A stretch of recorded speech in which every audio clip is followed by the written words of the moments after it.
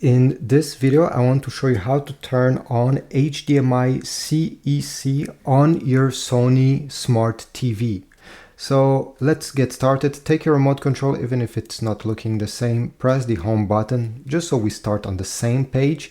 And now we're gonna go all the way towards the right side until you select the cogwheel over there, all settings. Press the middle button.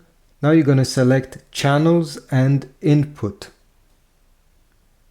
Go down until you select external inputs. And now you're going to have access to this, okay? So if you go down, you have HDMI CEC settings over here. And if you click on it, make sure this is turned on.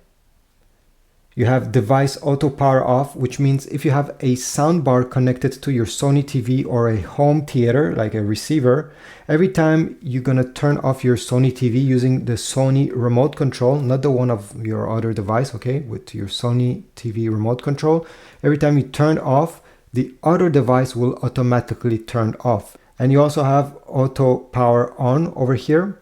And if this is turned on the way it is on my screen now, if you turn on that device, it will turn on your TV as well. So if I have a PS5, the TV is turned off, I turn on the PS5, well, the TV will boot up without me having to reach for this remote, press the power button. So this is how you get to these settings. I hope this was useful.